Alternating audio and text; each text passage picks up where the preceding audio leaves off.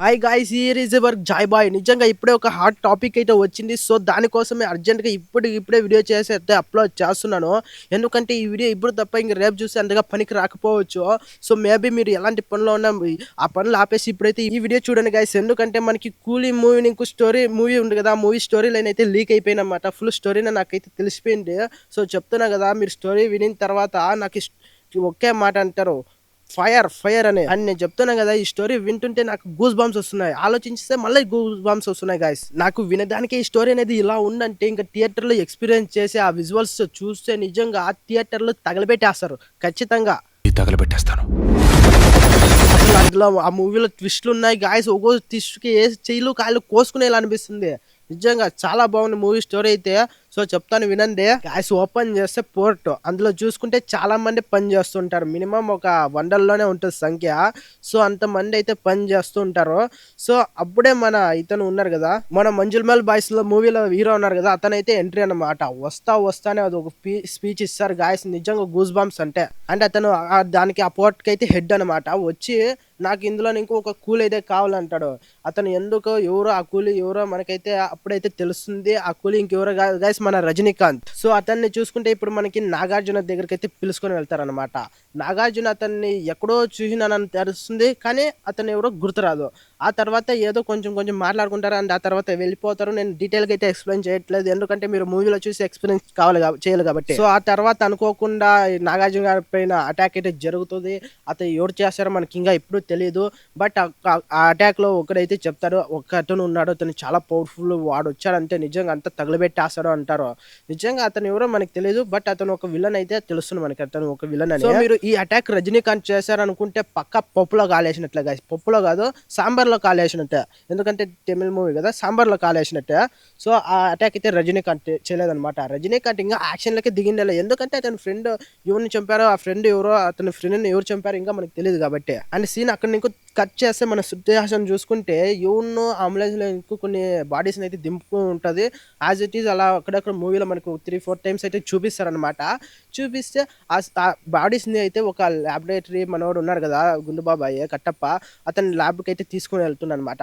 అక్కడికి వెళ్ళి తీసుకొని వెళ్తే అక్కడ అయితే ఒక్కొక్క బాడీ పైన ఇండిషన్ కూర్చి ఏదో ఎక్స్పెరిమెంట్ చేస్తుంటాడు.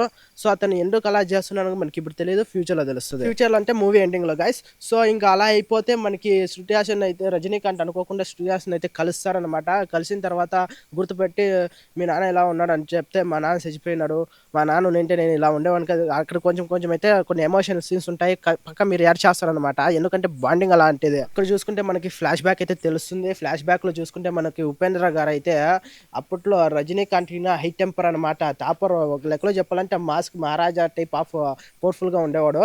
అప్పట్లో చూసుకుంటే ఎలాంటి వాడు ఎదురుగా వచ్చినా నరికేదే మాట్లాడేది, ఫస్ట్ కొట్టి మాట్లాడేది, అలా ఉంటది అన్నమాట అతని బాడీ లాంగ్వేజ్ చూసుకుంటే. ఆ ఫ్లాష్ బ్యాక్ లో చూసుకుంటే మన ఉపేంద్ర గారు అండ్ రజనీకాంత్ వాళ్ళ టీమ్ మొత్తం ఆ పోర్ట్ లో పని చేస్తూ ఉంటది అనమాట. అప్పుడు ఉపేంద్ర గారికి ఒక డౌట్ అయితే వస్తుంది, ఇక్కడ మనకి తెలియకుండా ఏదో జరుగుతుంది, ఇక్కడ కొన్ని కోట్లలోనే వ్యవహారం అయితే బిజినెస్ అయితే జరుగుతుంది, అది ఏం ఇంకానే ఏమో అని అయితే అతను డౌట్ వస్తుంది. ఆ డౌట్ వచ్చిన తర్వాత నేను చెప్పినా కదా, అన్ని దానికి ముందు అడిగేస్తారని, అలా అయితే వెళ్ళి అంతే ఎంక్వైరీ చేస్తే తెలిస్తే అక్కడ ఒక మాఫియానే జరుగుతుంది అనమాట. నేను అదంతా మీకు ఇప్పుడే చెప్పట్లేదు, ఎందుకంటే మూవీలో చూడాలి మీరు. అండ్ ఆ మాస్టర్ మైండ్ మన ఉపేంద్ర గారు అయితే ఆ మాస్టర్ మైండ్ ని చూసేస్తారనమాట. అప్పటికే మన రజనీకాంత్ అయితే అక్కడికి వచ్చిందో లేదు. అక్కడ చూసుకుంటే మనం మాస్టర్ మైండ్ ఉంటారు, అతను ఎవరో తెలుస్తుంది ఎండ్లో. పక్కా చెప్తున్నా కదా, బట్టలు చింపేసుకుంటారు గైస్. మీరు పక్కా థియేటర్ తగలపెట్టేది ఒక తక్కువ అనుకుంటా నాకు తెలిసి. అతనే మెయిన్ విలన్ అనమాట. అతని కింద మన కింగ్ నాగార్జున గారు అయితే ఉంటారనమాట. సో వాళ్ళంతా కలిపి ఆ ఉపేంద్ర గారిని అయితే చంపేస్తారు. ఒకడే ఉంటారు కదా, లేకపోతే సింగల్ గా ఉండి అక్కడ విలన్ ఒకడే ఇద్దరు ఉంటే ఉపేంద్ర గారు లేపి పడగొట్టేసిండు. చాలా మంది ఉంటారు గైస్, ఒక మినిమం ఒక 100 మెంబర్స్ అయినా ఉంటారు. సో మినిమం, లేకపోతే ఇంక కన్నడ ఇండస్ట్రీ మొత్తం ఇంక బాయ్కాట్ చేస్తుంది కదా, లేకపోతే ఉపేంద్ర గారిని చాలా తక్కువగా చిపుగా చూపిస్తారని. అండ్ ఆ తర్వాత ఉపేంద్ర గారిని చూసుకుంటే అలాంటి మనిషి అనేవాడు చనిపోయినారు అని ట్రేసెస్ లేకుండా ఫుల్ క్లియర్ చేసి అతను తప్పించుకున్నారు, ఇలాంటివి ఏంటో చేసి అయితే చేస్తారనమాట. సో దానికి వాళ్ళే మనకి టీజర్ లో ట్రైలర్ చూసుకున్న ఈ డైలాగ్ అయితే ఉంటుంది, ట్రేజర్సే లేకుండా చంపేస్తారని. ఒక మనిషిని లోకం నుంచి ట్రేసే లేకుండా తుడిచేయగలం అంటే it can be a disaster. So అప్పుడు మనకి రజనీకాంత్కి తెలియదు అనమాట. సో అది అలా అయిపోయిన తర్వాత ఇప్పుడైతే ఫ్లాష్ బ్యాక్ ఇంకా పాస్ట్లోకి వచ్చిన తర్వాత రజనీకాంత్ అయితే ఆ డైలాగ్ మీ ట్రైలర్లో వచ్చిన డైలాగ్ అయితే వేస్తాడు. అండ్ ఆ తర్వాత హంటింగ్ అనమాట. హంటింగ్ కూలీ is the power house like hunting అప్పుడే సాంగ్ వస్తుంది బూస్ బాంబ్స్ అనమాట. అప్పుడు మనకి నేను ఫస్ట్ లో చెప్పాను కదా మన కింగ్ నాగార్జున పైన ఎవరో అటాక్ చేశారని. సో అప్పుడు అతను అక్కడ పక్కలో ఉండేవాడు ఒక మాస్ డైలాగ్ ఎలివేషన్ డైలాగ్ చెప్పారు కదా, అతని కనుక మన టెరిటరీలోకి వచ్చే పక్క ఎవరు లేకుండా మొత్తం నాశనం చేస్తారని ఆ విలన్ అయితే చూపిస్తారు. నిజంగా బ్యాక్ నుంచి చూపిస్తారు గాయస్. ఎవరో తెలిసిన మన రోలాక్స్ గాయస్. నిజంగా ఆ క్షణం నా చేతిలో కత్తుంటే నిజంగా ఎవరిని ఎదురుగా ఉండేవాడిని నరకేసేవాడిని, లేకుంటే నా చేయి నేనే కోసుకునేవాడిని. చేయకుండా ఆ సీన్ నిజం గూస్ బాంబ్స్. నేను ఫస్ట్లోనే ఎలివేషన్ ఆ లెవెల్ ఎలివేషన్ డైలాగ్ ఇస్తానంటే పక్క ఎవరో వచ్చారు బిగ్ షాట్ అనుకుంటే మరి ఈ లెవెల్ బిగ్ షాట్ అనుకోలేదు గాయస్. మీకు ఎలా అనిపించింది అండి? తర్వాత కూలీ హంటింగ్ అని స్టార్ట్ అవుతుంది. అక్కడక్కడ నిజంగా చెప్తాను గాయస్, తలకాయలు నరకుతారు. ఈ ఈ నరకడం చూసినే నేను పక్క ఏ సర్టిఫికేట్ ఇచ్చానని నాకైతే కన్ఫర్మ్ అయిపోయింది. హంటింగ్ ఉంటుంది భయ్యా, నిజంగా చెయ్యిలు కాళ్ళు కోసుకోవాలా, మనం నరకాలనిపించే టైప్ ఆఫ్ ఉంటుంది అనమాట. సో జాగ్రత్త, పిల్లల్ని అయితే తీసుకువెళ్ళకండి, ముసలోళ్ళని అస్సలు తీసుకువెళ్ళకండి, ఎందుకంటే నిజంగా అస్సలు బాగోదు. మీరైతే వెళ్ళండి, నరకడం అంటే ఎలా ఉంటుందో మీకు చూపిస్తారనమాట. అండ్ లాస్ట్ లో గాయస్ ఒక్కరి ఎంట్రీ అయితే ఉంటుంది, నిజంగా మీరు అన్ఎక్స్పెక్టెడ్ అనమాట. చెప్తున్నాను కదా, థియేటర్ని తగలబెట్టేద్దాం అనిపించా. నిజంగా తగలబెట్టేసి ఆ సీన్ మిస్ అయిపోయానని కంట్రోల్ చేసుకున్నాను గైస్. నిజంగా ఎందుకు చెప్తారు. ఆ తర్వాత అప్పుడు నాకు అనిపించింది తగలబెట్టాలా వద్దా అనే ఒక డైలాగ్లో నరకం చూశానంటే నమ్మండి. సో అతనే మనకి మన ఉపేంద్ర గారిని అయితే చంపేయండి మెయిన్ విలన్ అనమాట. నిజంగా అతన్ని చూస్తే థియేటర్లను తగలబెట్టేస్తారు. మీరు మ్యాచ్ బాక్స్ అయితే అవాయిడ్ చేయండి గైస్ వీలైనంత. అండ్ మీకు ఈ స్టోరీ అనేది ఎలా అనిపించింది అండ్ మీరు ఆ మెయిన్ విలన్ ఎవరో కింద కామెంట్ చేయండి గైస్. నేనైతే ఇప్పుడు చెప్పను, మీకు సస్పెన్స్ అనమాట. అని మీరు కింద కామెంట్ చేయొచ్చు, ఏంటి బ్రో నువ్వు చెప్పేదంతా చెప్పేసి మళ్ళా సస్పెన్సు ఇంకెందుకు బ్రో మా కిక్ అంతా పోయింది అని మీరు అనొచ్చు.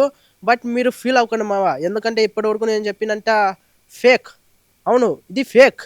అది ఫేక్ ఫేక్. అండ్ నేను ఎందుకు ఈ వీడియో చేశానంటే ఫస్ట్ మీరు ఇలాంటి వీడియోస్ని అయితే అవాయిడ్ చేయండి గాయస్. నేను ఎందుకు చేశానంటే మీరు అవాయిడ్ చేయాలని చెప్పాలి కాబట్టి నేను ఇంత సోది చెప్పి ఆ తర్వాత మీకు అయితే చెప్తున్న విషయం అయితే. అండ్ మనం చూసుకుంటే యూట్యూబ్లో చాలా మంది ఉన్నారు స్టోరీస్ చెప్పేది, ఇదే స్టోరీ ఇదే పక్కా ఉంటుంది, ఇంటర్వ్యూలో ఏదో ఒక మైండ్ మూవ్మెంట్ ఉంటుంది, హై మూవ్మెంట్ ఉంటుంది, చాలా మందే చెప్తుంటారు. మీరు అస్సలు నమ్మకండి. డైరెక్టర్లే ఎవరెవరికి చెప్పాక భయపడతారు, అలాంటిది వానికి ఎలా తెలుస్తుంది గాయస్. సో మీరు బ్యాడ్ కామెంట్స్ అయితే అస్సలు చేయకండి. మీకు ఒక అవేర్నెస్ చేద్దామని చేశాను, అది కాకుండా కొన్ని వ్యూస్ వస్తాయని ఒక చిన్న ఆశతో చేశాను గాయస్. సో బ్యాడ్ కామెంట్స్ అయితే చేయకండి. బట్ మీకు చెప్పండి ఈ స్టోరీ అనేది ఎలా అనిపించిందో, మేబీ ఇలా ఉంటే బాగుంటుందా లేదా కింద కామెంట్ చేయండి. ఇంకా నెక్స్ట్ వీడియోలో కలుసుకుందాం. అంటే బై బై. నా ఫ్యూచర్లో ఇంకా చాలా వీడియోస్ వస్తుంటాయి గాయస్.